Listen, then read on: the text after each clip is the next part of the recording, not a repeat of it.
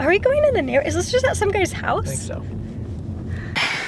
That was our last dinghy ride with Mercedes. That was good. Except for that it just stopped working. Emotional. I'm actually emotional about it.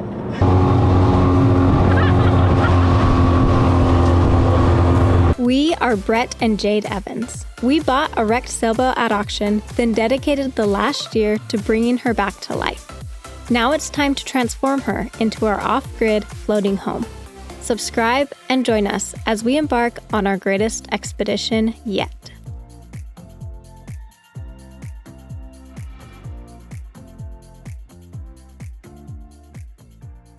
Do you guys remember last year when we got a little bit delayed? Okay, a lot delayed. And then quite frozen and very stuck in New England for the entire winter season. Well, it did not take us very long to realize that we are definitely tropical beings.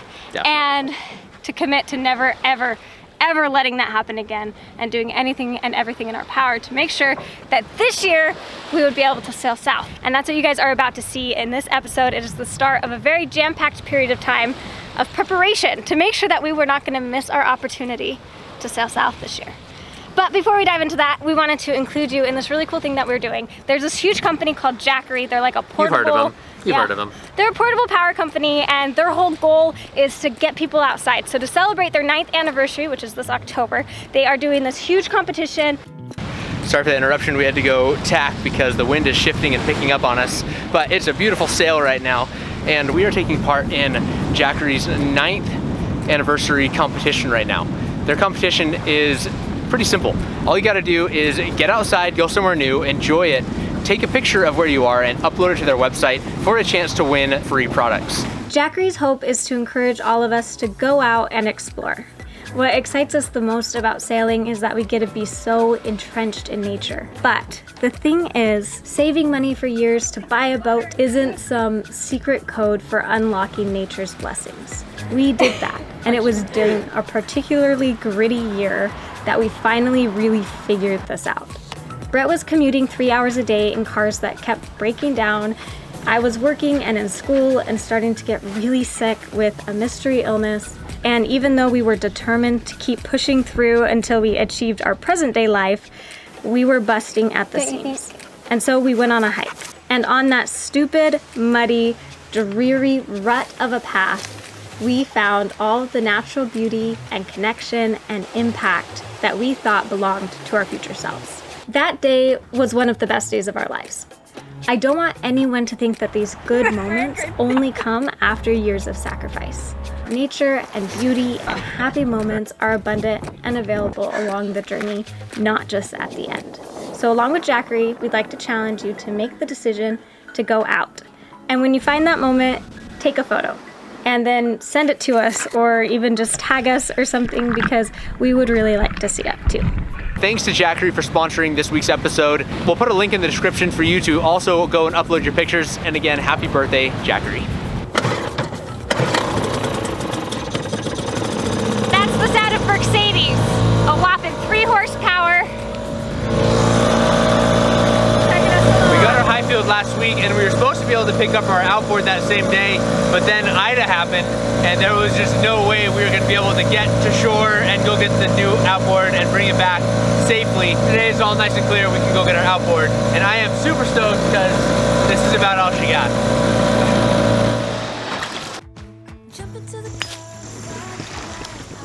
But Mercedes, she's so great, and she is. She served us well. She also breaks down all the time. And Not true. often enough. We're gonna hold on to it, we haven't decided yet, but we do need an appropriate size outboard that's reliable for our size of dinghy. So excited. I think it's gonna revolutionize our cruising experience. Glamorous. You want your shoes? I just realized I'm carrying them. It's okay.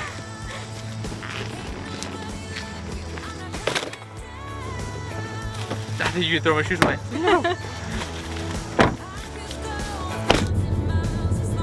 I'm really awkward. It's hard to talk to the camera because we haven't been vlogging for the last little while my mom and my sister were in town. When we have guests, we like to be with our guests and hang out with them instead of hanging out with you. It's nothing personal.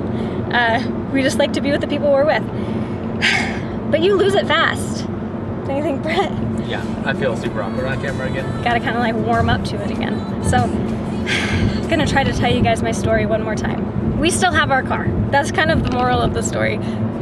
We still have it. We've held on to it so far, and it's kind of been this anchor here. And it's been very important. First, moving on to the boat, we didn't know what we didn't have that we needed, and we didn't know what we didn't know. It's one of those kinds of situations. So being able to have the car and at any given time going and getting one little thing because we really need it has been very good. That being said, having a car and being a cruiser is not a good combo at all. It is so hard to find parking and to figure out how to get to the car when we've sailed somewhere new. We've been calling the car our umbilical cord because we feel like it's kind of the last thing, like the Narragansett Bay is our birthing canal and it's the last thing holding us in. And once we snip that cord, then we'll be cruisers. Then we won't be tied here anymore. And we're getting so close to being at that point. We really are. That's right around the corner. And so in the meantime, we're holding on to this car as tight as we can and driving all over the place, getting everything else that we need because the clock's a ticking.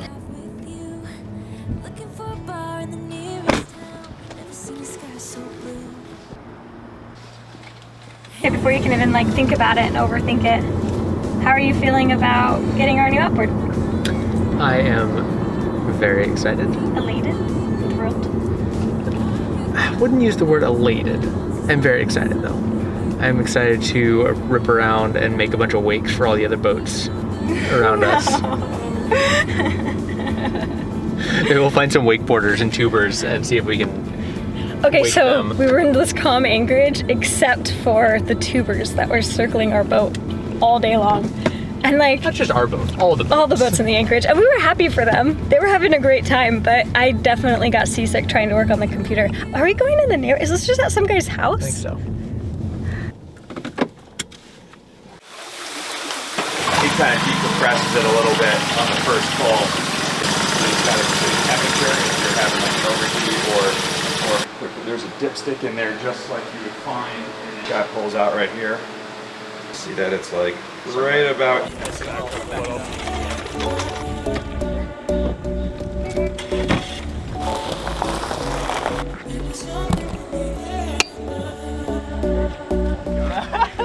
Good luck on your trip. Appreciate it very much. Yeah. They were awesome. That was awesome! Check it out. We Oh, got wow, a it big takes up old, the whole frame. yammy in the back. Where are we at? Ocean House? Ocean House Marina. Best Phenomenal. experience. 10 for 10. Would recommend. They were so great. Yeah, great prices. They like amazing customer stopped service. everything, answered all of our questions. Thank you, Had a Ocean House dog. Marina. And a dog. And it's a family business. Yep. So awesome. Yeah, that worked out. We called so many yards trying to find somebody who had the Yamaha 25. Nobody had it but them. And I'm really glad that that's how it worked out. Yeah. Yeah, I'm glad. Even if other people had it, I'm glad we got them. Woot! And this engine's gonna be amazing. Oh man. Just seeing like start up that first time, I was like, oh yeah. This thing is huge. We walked out to the tank where they do that first hour of runtime, and Brett and I kind of both looked, saying the same thing with our eyes. Holy crap, this thing is massive. How are we gonna manage this? It's a big outboard. I'm like sitting here thinking about our experience there getting it, and it's not sponsored at all. We paid cash and we bought this, so hey, thanks for watching our videos, making it possible for us to be able to get our outboard. Thanks for being here, thanks for subscribing. We love you guys. Totally just happenstance that that's the marina we went to, and I am like getting emotional almost about what a positive experience it is, because we have had just so many negative experiences in the marine industry time after time after time, and not just like bad customer service, but you have no idea how hard it is to be taken seriously as me, Jade, this tiny 100-pound 24-year-old in the marine industry female. It is so hard to be, they took me seriously, and that is an exception, and it's exceptional. And it was just so good. It was just so good. You're actually emotional. I'm actually emotional about it. It was really cool. It was awesome. It was just really good. Decided that for our brand new engine, brand new gas tank, fuel lines and everything, it's worth trying to find ethanol-free gas. Ethanol eats lines. This one might be okay with having ethanol, but most outboards are not. And so I'm not sure about our fuel lines either. There's nobody here. And it's all locked. It's not a self-serve. And there's no service today. Not only is it not self-serve, it's no serve. How's the 5 gallon? 6. What? 6. Oh, while you're there.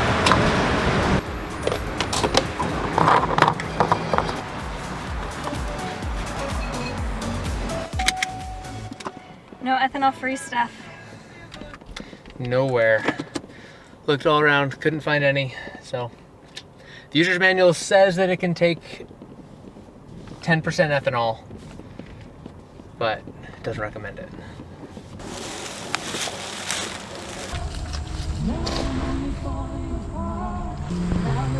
Ready? Mm-hmm.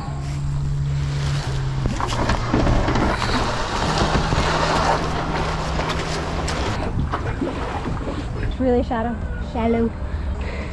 This is deep enough here.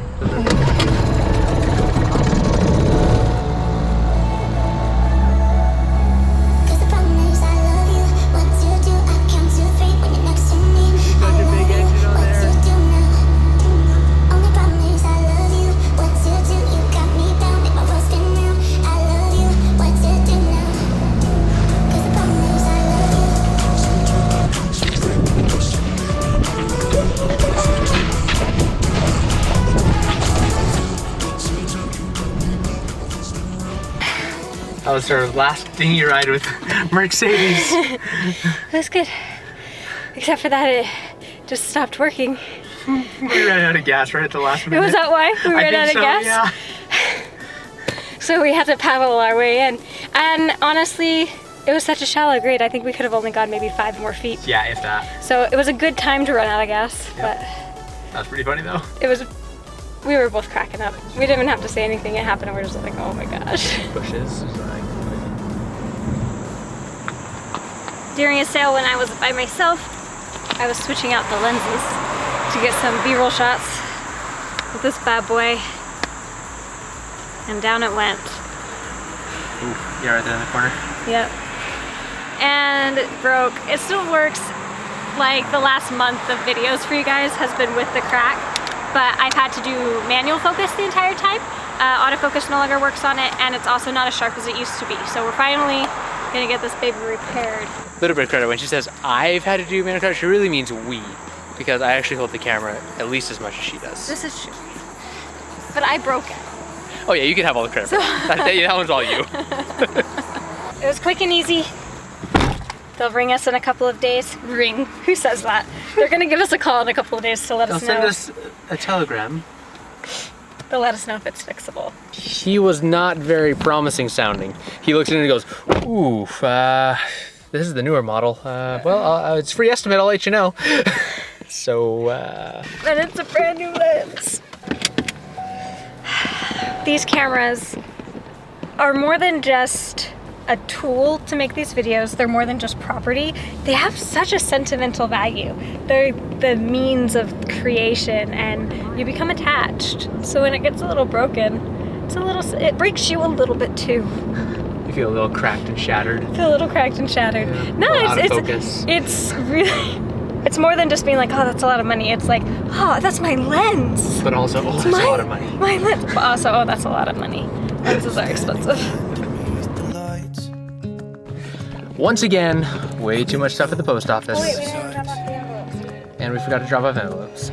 Got a whole bunch of stickers and notes for our patrons. We've been feeling particularly grateful for all of our patrons lately. A lot of this is just possible and it's just really cool. And I think we're always a little surprised. The Dropbox is all the way over here. So I just want you guys to know We're that. walking like 300 feet.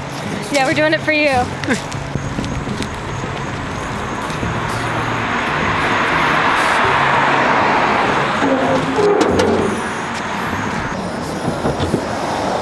Made it back to the beach. As long as our dinghy's still here, we're going to flip it around, take the old outboard off, and get it ready for the new outboard, because we don't want to have to be like positioning it or anything. We need to bring it down, plop it on, and be done. Walk. Come over here and then go up.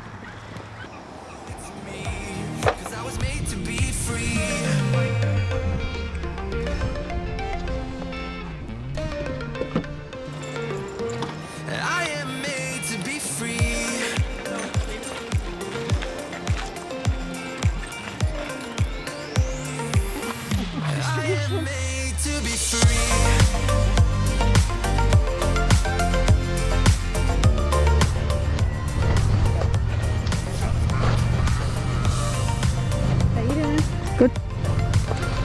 Shot too hard. Put it down. Just needs to kick up. Can you hold it? Okay.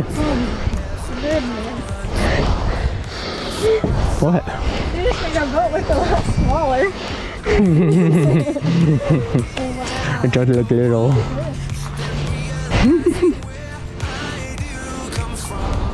This is so nice.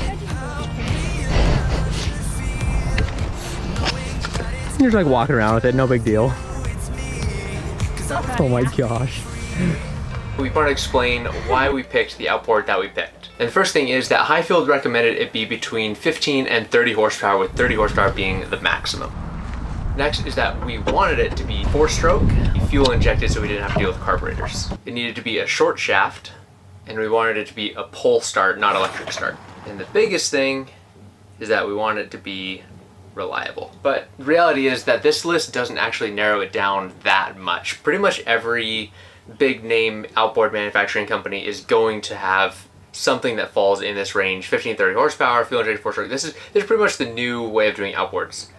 So how did we narrow it down to the one we picked? We want it to be reliable, but if it does break, we need to be able to get parts for it so we can fix it, which is why we went with Yamaha. That's really one thing that we've heard about Yamahas, is that you can get parts for them easily, or at least easier than some of the other brands worldwide. Because we're not staying in the Narragansett Bay, we're not staying in North America, and so we need to be able to fix our boat around the world. For Yamaha, to fall within this range right here is basically you either go smaller than 15, so you go like a 9.9, or you might as well go 25. The 30 horsepower is completely different, weighs a lot more, completely different engine. We don't want that one. The 15, 20, and 25 horsepower are all basically the same size and weight. They're all basically the same engine. They're just tuned differently. Since the weight's basically the same and the cost was almost the same as well, we might as go 25 horsepower and have all the power. By having that extra power, having the 25 horsepower, it'll give us the power that we need to be able to haul more people, more things, more groceries,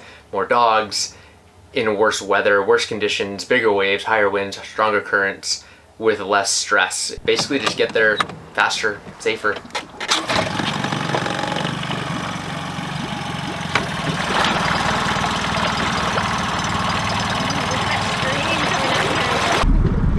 I'm gonna want somewhere to hold on to.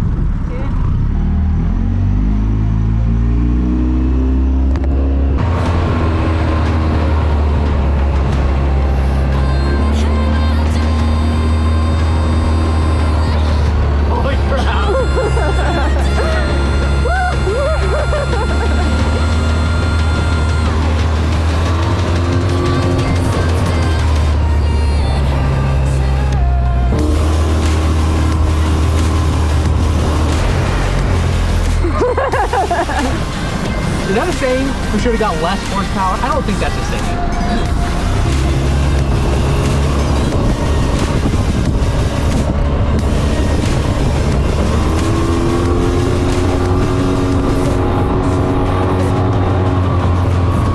Well, what do you think? Oh my gosh, I love it. A little bit terrifying. Oh man. I'm like, I know that the boat's rated for this, but like, is Brett about to flip the boat or not? I don't know. Look at that control. The engine didn't even, look how slow he's going. The engine didn't even That's my favorite part right there. Really, but that was pretty good.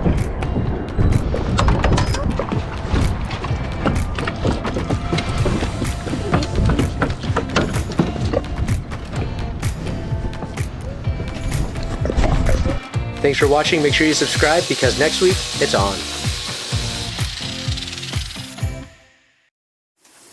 Dingo's really curious about whatever Brett's doing in the bathroom. Get out of here. Dingo. Give a man some privacy.